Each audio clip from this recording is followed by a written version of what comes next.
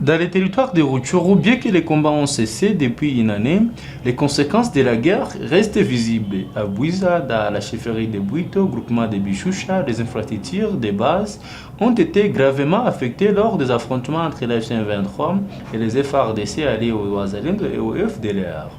La seule école dans la région a vu plusieurs de ses bâtiments détruits, tandis que le centre de santé a été endommagé.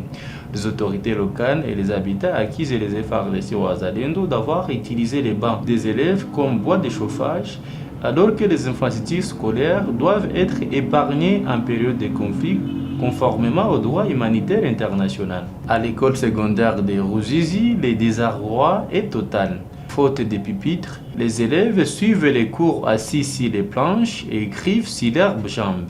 Lorsqu'il pleut, les cours sont interrompus en raison des longs qui s'infiltrent dans les salles de classe.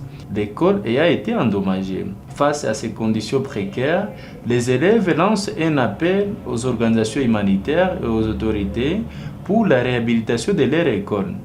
Premièrement, je vais commencer à nous présenter. Je réponds au nom d'Ingabire Ndagijimana Divine. J'étudie à l'Institut Rusizi. En deuxième année HPM, j'étudie la pédagogie. Dans cette école, nous étudions dans de mauvaises conditions. Donc, ces mauvaises conditions sont dues à la guerre, à cause des efforts de ceux qui ont détruit notre école. À part cela, nous vous demandons de l'aide pour nous aider à construire notre école. Et nous n'avons pas de cartable. Si vous nous aidez, ça peut être mieux. Je réponds au nom de Mugabe Kazugakwere Radeline. J'étudie en première année des humanités à l'Institut Rusizi de Bwiza. Nous traversons les moments difficiles. Nous demandons aux autorités de l'AFC de nous construire l'école. Nos bancs sont mal construits. Et s'il plaît, l'eau entre dans la classe.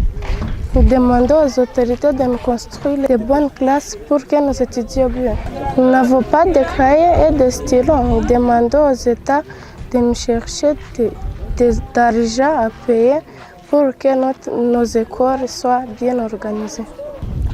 Notre école est mal construite parce que les FARDC et les FDLR ont détruit ça. Nous nous enseignons par terre et même les tableaux sont détruits. Et nous pouvons demander aux États de nous aider de construire pour nous notre école. Aux organisations humanitaires de nous aider de construire pour nous notre école parce qu'il est détruit par ces gens qu'on vient de citer. À notre école, il y a beaucoup de difficultés. Ils n'ont pas les sections et si les produits tombent dans l'école, vraiment ça fait mal. Il y a de l'eau qui entre dans l'école. Alors nous demandons à l'État de nous aider de construire notre école. Nos parents n'ont pas de moyens, même payer les frais scolaires. Vraiment c'est difficile. Nous demandons à l'État de nous aider à diminuer les frais scolaires.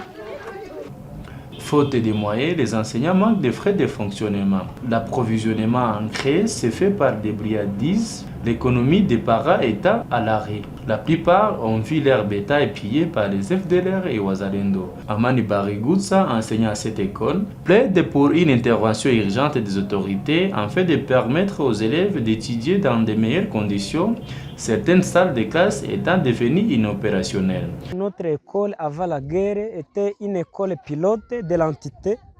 En plus, notre école avant la guerre comptait l'effectif de plus de 200 élèves. Donc les classes qui étaient organisées, c'est depuis la 7e année jusqu'en 4e année, on avait beaucoup d'effectifs, vraiment un effectif remarquable. Maintenant, suite à la guerre, à cause de la guerre, notre école a été détruite. A été détruite par la guerre. Sur notre école, on dirait que était devenu le champ de bataille. On dirait que notre école était les lignes de front entre la guerre. Maintenant, si vous voyez nos bâtiments ont été envahis par les cartouches, par les bombardements. par le bombardement des armes lourdes, à cause de la guerre, notre école vraiment pour le moment traverse un moment difficile. Vraiment, c'est une information désagréable à comprendre parce que auparavant on avait l'effectif, mais aujourd'hui nous n'avons pas l'effectif. On avait plus de 200, mais aujourd'hui même une cinquantaine, on ne peut pas les retrouver. D'autres élèves sont partis parce que à l'époque on avait des enseignants, mais pour le moment, même trouver un enseignant de venir occuper les enfants qui seront incapables d'encadrer un enseignant. Par exemple, on pourrait être au nombre de 7 enseignants, mais on est au nombre de 4 enseignants. Suite à quoi, même les enseignants qui sont là-bas, ils ne sont pas suffisants de l'argent que les parents donnent. Les parents n'ont pas de moyens, suite à quoi leurs biens, leurs bétail, ils ont été emportés par la guerre. Il manque comment ils peuvent assister leurs enfants à l'école et pourtant que même leurs biens, ils ont été emportés donc, durant la période de la guerre. Donc les FDLR, les FARDC, ils sont passés, donc ils ne laissaient pas quelque chose à leur passage. Ils racontaient un mouton, ils partaient avec ça. Ils racontaient avec une personne, ils partaient avec la personne. La personne n'est plus. Maintenant, vraiment, la situation de notre école vraiment est difficile à comprendre maintenant. Vraiment, c'est avec angoisse que nous exprimons l'attitude de notre école. Comme vous, par exemple, c'est une chance de vous retrouver ici. Vous-même, on ne peut pas rien raconter ou bien vous dire. Vous-même, vous êtes sur le terrain, vous voyez. Par exemple, si vous voyez de l'autre côté, notre école, les bâtiments mal construits, la toiture vraiment. Si c'est au courant de la période pluvieuse, la période de la pluie, c'est-à-dire les enfants, il manque comment où s'abriter la pluie, même les enseignants, on manque comment vraiment gérer la situation. Maintenant, si vous voyez maintenant, nous n'avons pas maintenant d'autres salles de classe, ils étaient occupés, mais les élèves, quand ils arrivent en classe, il manque là où s'asseoir, ils vont partir, ils vont aller ailleurs pour chercher, pour étudier, état bien assis. Même nous, les enseignants, pour trouver les craies, c'est difficile. Pour trouver les savoirs, aller civer nos habits, c'est difficile. Parce que notre école n'est pas assistée par l'État. En bref, on dit que c'est l'école des parents. Maintenant, allez voir les parents qui nous assistent. Ils n'ont pas de moyens. Maintenant, nous, quand c'est le matin, donc nous voulons même fuir l'école, mais pour garantir la sécurité des milieux et l'école, donc nous venons toujours garder, encadrer la situation. Donc ce n'est plus encore travailler, c'est encadrer. Nous sommes en train de sauver les enfants. Au centre de santé de Bouiza, le constat est tout aussi amer. Pour une population de plus de 10 000 habitants, l'établissement ne dispose que 5 lits pour les malades et d'un seul lit d'accouchement. Une habitante de Bouiza interpelle les organisations humanitaires pour leur venir en aide. Nitwa Nyiramucyo Esperance, ndi umujyanama w'ubuzima hano ku centre de santé Bwiza. Ibibazo dufite hano ku centre de santé turatangirira nko ku kibazo cy'ababyeyi n'imigezi no kuba ibitaro bitadukwiye ari bito. Ubwo nk'ahantu ababyeyi babyarira maternité ni ntoya rwose, aho baruhukira naho ni hato, ntabwo hadukwiye. Ubundi ku kijyanye n'imiti, imiti turayibona yihari rwose, inkunga ziraboneka, peyire itwitaho, imiti y'abaganga bakatwitaho, ariko ibitaro ni bitoya ntabwo bidukwiye, ibitanda ntabyo ni bikeya. Ubwo igihe cy'imigezi twaba dukeneye amazi tukayabura, nta murwayi ubona amazi, biratugora cyane, bigasaba ko tujya kuyivoma kure, nayo ni imigezi tutizeye, nayo ni imigezi binini. Mbega ikibazo dufite ni icyo ngicyo kijyanye n'amazi n'ibitaro bitadukwiye.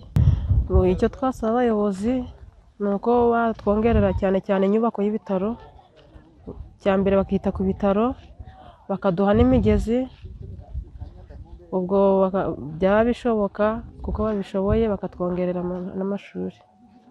De son côté, Nzabarinda Moussa, notable de la zone, plaide pour l'augmentation du personnel soignant et l'amélioration des infrastructures du centre de santé. Ibibazo dufite hano ibitaro ntaho bihagije.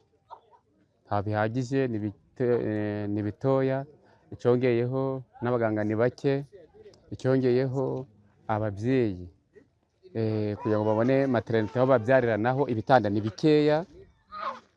Ubwo twasaba kugira ngo batwongerere ku bitaro, batwongerere no ku baganga. Twese tugeranyije twaba dufite nk'abaturage bari kabaka 12,000. Turi nk'abayobozi twasaba inkunga yo kugira ngo batwongerere ku bitaro, ku baganga no ku miti. Amazi nayo ni makeya, nta mazi tugira. Umubyeyi wabyariye mu bitaro kugira ngo abone amazi yo gukarabya uruhinja biratugora kubera ko amasoko ari kure, nta marobine tugira. Cette zone reste sous la menace des incursions récurrentes des Wazalendo de CMC-FDP et FDLR dans les groupements voisins de Bukombo en dépit des efforts sécuritaires de la CM23.